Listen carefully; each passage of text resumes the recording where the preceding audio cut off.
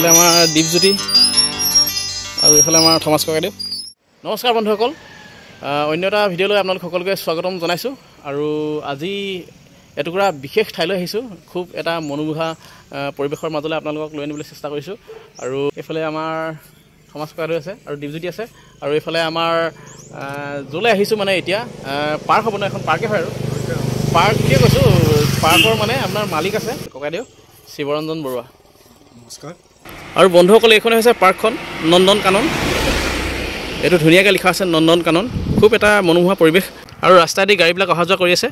চেপন সোণপোৰা ৰোডৰ যিটো চেপন সোণপোৰা ৰোড হয়, তাৰ মাজতে আছে ৰুকাং গাঁও। আৰু এই ৰুকাঙতে আপোনাৰ এজন ককাইদেউৰ চেষ্টাত পাৰ্কখন গঢ় লৈ উঠিছে। খুব এজন অমায়িক মানুহ। আৰু কামবিলাক দেখি আপোনালোকে বুজি পাইছে কেনেকুৱা ধৰণৰ হ'ব তেখেতৰ মনটো। আৰু মই এই পাৰ্কখনৰ বিষয়ে আজি সবিশেষ দেখাবলৈ চেষ্টা কৰিম। আৰু পাৰ্কখনৰ কাষতে তেখেতৰ ঘৰটো লাগি আছে। পৰিৱেশটো কি ধুনীয়া এটা মনোমোহা হৈ আছে। ঘৰৰ সন্মুখৰ পৰিৱেশটো চাওক, কি ধুনীয়া এটা পৰিৱেশ, ইমান ধুনীয়াকৈ সজাই পৰাই থৈছে। এইটো হৈছে তেখেতৰ ঘৰটো। আৰু এতিয়া আমি পোনে পোনে পাৰ্কখনলৈ আহিছোঁ ভিতৰলৈ। এইফালে আমাৰ দীপজ্যোতি আৰু এইফালে আমাৰ থমাছ ককাইদেউ পূৰা খেলি আছে আৰু ন, মজা লাগিছে দেই। ল'ৰালি ন, ল'ৰালি কথা ক'লে মানে আচলতে নষ্টালজিক ময়ো হৈ যাওঁ। আৰু এতিয়া আমি কথা পাতিম, তাৰ আগতে অকণমান দেখাই লওঁ ন পৰিৱেশটো। এইটো হৈছে পৰিৱেশটো। নাৱত উঠিবলৈ আছে, নাৱত উঠিম ন, নাৱত উঠিব লাগিব। এইটো পুখুৰী।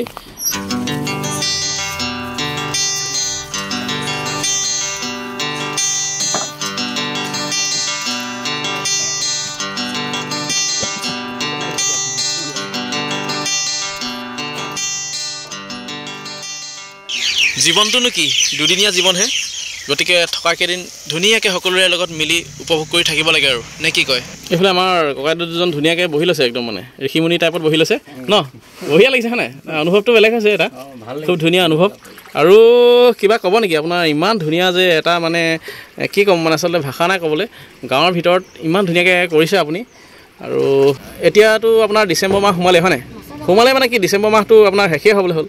আৰু আপোনাৰ নতুন বছৰ তেনেই সমাগত। গতিকে ৰাইজসকল যদি কোনোবা ইয়াত আপোনাৰ ধৰি লওক ফুৰিবলৈ আহিবলৈ বিচাৰে, পিকনিক স্পট হিচাপে যদি কোনোবা আহিবলৈ হয়তো বিচাৰিব পাৰে হয় নাই? ইমান ধুনীয়া এডোখৰ জেগাত। আৰু আপোনাৰ কিবা ক'ব নি তাৰ বিষয়ত? কোনোবা যদি আহিবলৈ ইচ্ছা কৰে আহিব পাৰে। খালি কোনো ব্যৱসায় ভিত্তি বা কিবা ভবা নাই। হয় হয়, খুব ধুনীয়া চিন্তা আচলতে আপোনাৰ। আৰু কোনোবাই তেখেতে ক'লে যে কোনোবাই আপোনালোকে যদি আহিবলৈ বিচাৰে, বিশেষকৈ নতুন বছৰ তেনে সমাগত। আৰু এইফালে আমাৰ মাজতে আমাৰ নাৱৰীয়াক দেখাই দিছোঁ। নাৱৰীয়া দীপজ্যোতি। খালি বঠাপাত আমাৰ কিন্তু বদলাব লাগিব ন লাহে লাহে, যিহেতু আৰম্ভ হৈছে। আৰু এইফালে আমাৰ পাৰত ধুনীয়াকৈ বাইদেউ চাই আছে। বাইদেউ আহিব নি? নাৱত উঠিব নেকি? উঠিব? এইফালে আমাৰ দীপজ্যোতি পূৰা জলফাই পৰাত লাগিছে। পাৰিছা নাই? মজা। আৰু পুখুৰীৰ পাৰে পাৰে চাওক, এইবিলাক ধুনীয়াকৈ শাৰী শাৰীকৈ আপোনাৰ নাৰিকল পুলি ৰুইছে। কি ধুনীয়াকৈ মানে সজাইছে। তেখেতৰ চিন্তা শলাগিব লাগিব দেই। এইটো চাওক, এইটো কি মজাকৈ বনাইছে। এইটো মানে ইয়াত ধুনীয়াকৈ বহি আৰামত মানে কথা পাতিব পাৰি, চাহ তাহ খাব পাৰি মানে।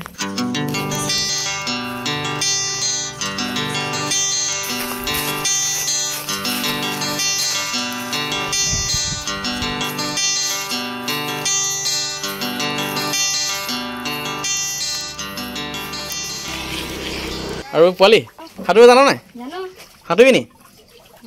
কেলে? এই সাঁতুৰিব নাজানে, এনেই কৈছে। এই নাজানো, তই দেখুৱা বাৰু দেখুৱা বাৰু দেখুৱা বাৰু, এই এনেই কৈছোঁ। আৰু বন্ধুসকল, আমাৰ ওচৰতে এনেকুৱা ব্যক্তি কিছুমান থাকে, মানে আমি শলাগিব লাগিব তেখেতলোকৰ কামক লৈ। আৰু বন্ধুসকল, আজি হৈছে 18 ডিচেম্বৰ আৰু নতুন বছৰ তেনেই সমাগত। আৰু নতুন বছৰত আপোনালোকে ধুনীয়াকৈ ইয়াত পিকনিক খাবলৈ ইচ্ছা কৰিলে আহিব পাৰে। আৰু তেখেতে কৈছে যে সকলোৰে কাৰণে একদম ধুনীয়াকৈ মানে খোলা আছে, পিকনিক স্পট হিচাপে আপোনালোকে আহিব পাৰে। আৰু ময়ো আহিম ইয়াত ধুনীয়াকৈ এদিন ফেমিলি লৈ। আৰু কিবা ক'ব নি? কৈ দিওঁ, সকলোকে নিমন্ত্ৰণ দি দিয়ক। কোনোবা বিচাৰিলে, কোনোবাই আহিব বিচাৰিলে আহিব পাৰে ন। ইয়াতে অনুৰোধ জনাইছোঁ যাতে কোনোবাই মোৰ এই উদ্যানখন চাব বিচাৰে তেখেতে আহিব পাৰে।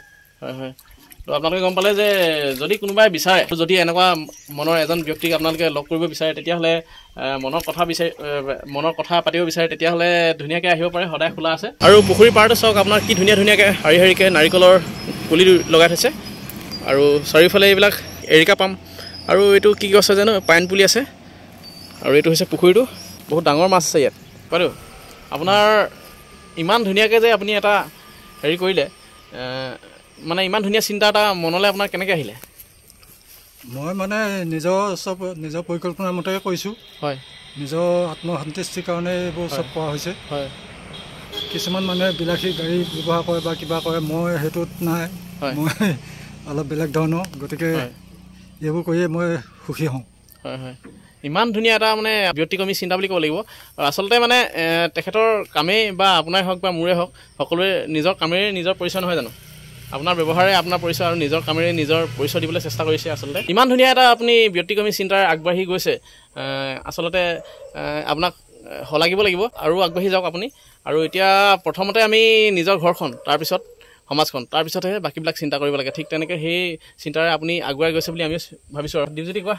বিশেষকৈ আমাৰ ওচৰতে ইমান ধুনীয়া এখন পাৰ্ক হিচাপে আমাক গঢ়ি তুলিছে। হয়, আৰু বিভিন্ন ধৰণে আহি পিনি ফটো মাৰি, যিহেতু আমি ৰাতি পৰিৱেশটো পালে লাইটৰ যিটো পোহৰৰ পৰা এই পুখুৰীটো হেৰি প্ৰতিচ্ছবিটো দেখা পাওঁ, খুব ভাল লাগে। মানে খুব ভাল লাগে ন? আচলতে ময়ো মানে এইফালে সদায় অহা যোৱা কৰি থাকোঁ দেই, আৰু আমিতো ওচৰৰ মানুহ ন, ইখন গাঁও সিখন গাঁও এনেকৈ ওচৰৰ মানুহ, মানে মই অহা যোৱা কৰোঁতে মানে পৰিৱেশটো সদায় এইফালে মানে চাওঁ।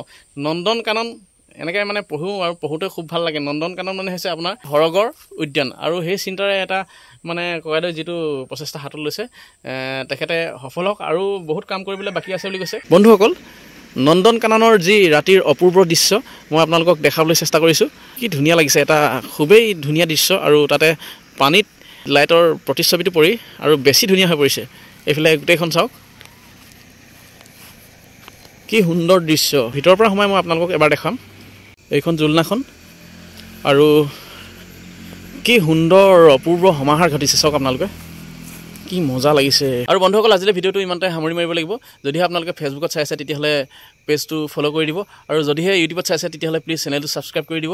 আজিলৈ ইমানতে সামৰি মাৰিছোঁ, ধন্যবাদ। আৰু লগতে ভিডিঅ'টো শ্বেয়াৰ কৰি দিবলৈ নাপাহৰিব দেই, ধন্যবাদ।